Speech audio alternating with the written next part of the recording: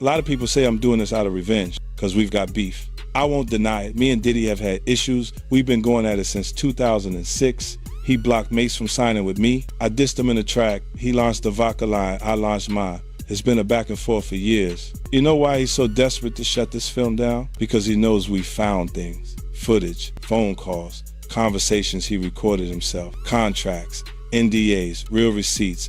But Diddy ain't the only problem. He's just a symbol. This industry is full of people like him smiling in the spotlight while pulling strings and hurting people behind the scenes. I don't make things up.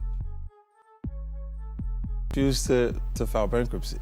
He refused to file bankruptcy? Well, yeah, because just his ego. I would have filed bankruptcy immediately. I don't mind bankruptcy. Oh, you, I'm not gonna pay.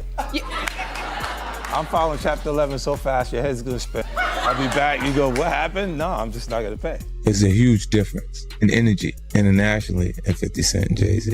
In fact, his largest selling record sold 430-something thousand copies. My largest selling records sold 5 million. You let them be fooled in America and think there's a competition there. Because America can be purchased. We can buy it with marketing dollars. You see what I'm saying? But the rest of the world, there's not enough marketing dollars to go around. That's why I made a statement about Taylor Swift. I wish he would come take one of my awards so I could black his eye in front of everybody. And Jay disagrees. I want everyone clear. No one's scared of 50 Cent. Does that bother you? Does it bother you? No, it doesn't bother me. It's his choice. Why would you have to make that clear when no one's ever asked me if I'm ready to Jay-Z? The public is responding to his punk presentation. It's not 50 Cent. I don't have a problem with him. Kanye would not take a trophy from me. Neither Jay-Z. Right. Neither one of them. What would you... 50 Cent has now released season 2 of his hard-hitting Diddy documentary, featuring newly uncovered footage that reportedly includes both Diddy and Jay-Z, and its impact is already spreading through the music industry. According to 50, attention may now be shifting toward Jay-Z, with claims suggesting he positioned situations in which Diddy absorbed public blame while he gradually stepped out of view. Jay-Z is alleged to have attended Diddy's parties, been named in multiple legal cases connected to him without ever appearing in court, and to have influenced accusers to withdraw their claims. As this new material surfaces, many are asking whether Jay-Z was quietly operating behind the scenes, allowing Diddy to take the fall while he remained shielded from scrutiny. That the same concept with the Super Bowl. See, they don't understand the relationship. They was trying to get him to do the Super Bowl without me. Wasn't happening. And that's not it. It wouldn't happen. No way. You see what I'm saying? Because he would look and go, it's okay for them, the award shows, not to give me the trophies. If you look at even Jay-Z's career, you can look at that and say the association to Beyonce is when he started to receive the 16 Grammys since he's been with Beyonce. Right? And you go, prior to that, 1. Right. You see what I'm saying? So that came in association, like you see the kids even have Grammys. Like they don't sing yet. They don't sing. Right. They don't rap yet. And they already have Grammys and shit. So it's like they give them this trophy so we secure that they're coming to the award show. It meant that much to the culture that they just gave them. Tension between 50 Cent, Jay-Z, and Diddy has reportedly simmered since the late 1990s, beginning when 50 openly mocked Jay-Z over how to rob, calling him inauthentic from the start.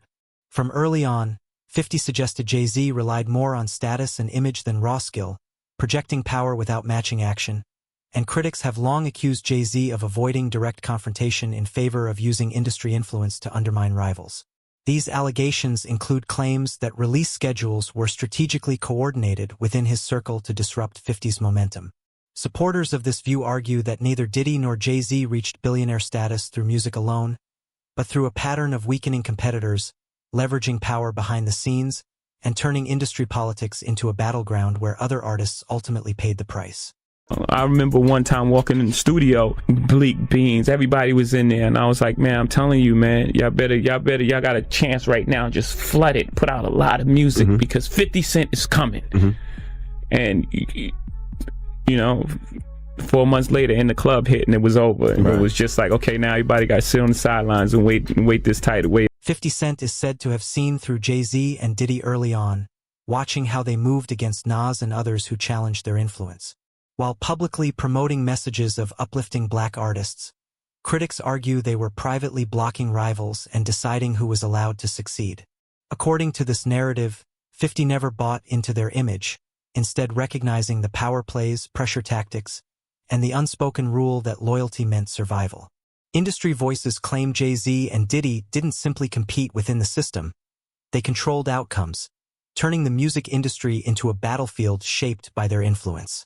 You couldn't be bigger than Jay-Z. You couldn't sell more records than Jay-Z. But all you had to do was listen to Benny Siegel, and Benny Siegel was, oh my God. Oh my God. Yeah, he said that. That was the first of me actually hearing that. Like, oh shit. Like, I used to have questions like why every time my album dropped, Jay would drop right on top. He wouldn't let me breathe, or right before me. Like, I was always close, and I always thought like, damn, if a kid, back then it was physical copies.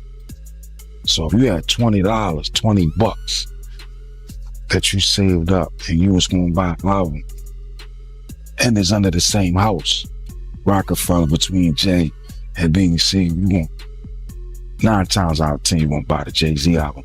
I never understood that every single album that I dropped, Jay dropped right on time. And it was like, damn, like to have in-house competition at that magnitude was crazy. Jay already the boss, but I always thought that, like, let me breathe. But to maliciously plot to hold me back, I don't know, man. I don't believe that. I don't want to believe that. I mean, but like I said, Dame would know better than me. Jay-Z is portrayed by critics as harboring resentment from early on, with claims that rather than creating opportunities for black artists, he focused on limiting who could rise. One allegation suggests he attempted to block 50 Cent from appearing at the Super Bowl, a move that ultimately failed when Eminem intervened, reportedly telling NFL executives he would not perform unless 50 was included, forcing the lineup to proceed as planned. The big homie, Jay-Z, right? I said to my nephew, I said, yo, listen, I have to ask him this straight up. So I said, yo, why? Who is the people that's on NFL? And he said to me, and I'm sorry for anybody who don't understand, and he said, the white guy called for 50 Cent. So I said, who's the white guy? I'm digging this Jimmy Iovine. And he said, no, Eminem called directly for 50. And he said, that's his guy. He said, I can't do it if I can't bring 50 up. But that's his guy. That's beautiful. And guess who's Dre's guy? Your guy. Me. Let's make him live. I mean, Jay-Z's on a whole nother level. Like, I mean, you know, true. He's like, but you know what I like about 50? 50's on a whole nother level, but he's still approachable. You still get to meet the people and and you know, Jay got to remember the people that made him. You know, I'm not saying I don't got respect. I respect Jay-Z, 50, used to respect, you know, Diddy, but all that crazy going on. But, you know, I always respected him because I looked at, for New York, those were like the guys. You know what I'm saying? The guys with the most money and the most influence. So with Jay is like, when the last time you haven't seen Jay. So I think people are just going to say that. You know what I'm saying? But for me, I mean, Jay, you know, you got to remember, he didn't want 50 at the Super Bowl. That was crazy. I'm like, wait, Jay didn't want 50 at the Super you didn't Bowl? Know that? Yeah, he didn't want. I remember Eminem pushed for it. That was some haters. Yeah, I remember Eminem was like, I'm not going to do it unless 50 does it. I heard that. Yeah, but I didn't know that Jay was trying to stop it. I don't think Jay. I don't know. 50 never told me that, but I don't think Jay wanted them there. I don't know. Because of what, some of the. I mean, you know, it's competition. You got to think. 50 always been competition for Jay. Remember, I'm about $1 with the 50 Cent. That was a long time ago. That was what, 9? What was that? 9? But after that, they did a song together. Remember the whole 50 was always competition for niggas. Then remember Jay said, yo, 50's coming. He told Siegel and them. and Memphis Bleak and all them. Yeah. And come on, 50's like, he's on a whole nother level. You gotta remember, he came after this. He came after Jay and Rockefeller. G-Unit came, and people might shit on G-Unit, but with Eminem, Dr. Dre, 50 Cent, nobody has outsold us, bro. Yeah. Nobody has had the effect that we had. Jay-Z and Diddy are said to have moved in tandem within the industry since the late 1990s, yet critics claim Jay-Z strategically distanced himself whenever situations began to unravel, with some believing he helped shape events from behind the scenes. Reports that CNN allegedly held footage involving Diddy and Cassie for years before finally airing it have only intensified suspicion, raising questions about who instructed the network to remain silent and why the footage surfaced now. To many observers, the timing feels deliberate rather than coincidental, suggesting calculated decisions rather than chance disclosure. Who was kind of like, we're done with this guy. You're not back. You're threatened to say this. Release the footage, right? So they released the footage. He comes out, issues an apology. While his lawyers accused the government of leaking the tape, it was later admitted as evidence in his trial. Again, Jan reveal, March is raiding his house, Miami in LA. May, here's a video being dropped from CNN, even though they've been sitting on it for 8 years. September 2024, book is released, Kim's Lost Words, which, by the way, there's a lot of speculation with this thing here. So whatever I'm reading you is not necessarily 100%. It is there. It is not there. The alias they use on who wrote the book is Shanti Millwood, which is an alias for Tupac, which is kind of weird. Why would you use that? This book appeared on Amazon, allegedly written by Kim Porter, accused Diddy of misconduct with minors. Porter's children denounced it as fake. Investigators revealed the real author was Chris Todd, who claimed he compiled the book from a mysterious flash drive. Industry insiders allege that Diddy was deliberately set up, noting how he shifted almost overnight from being celebrated, honored, and publicly praised to facing a rapid and devastating downfall.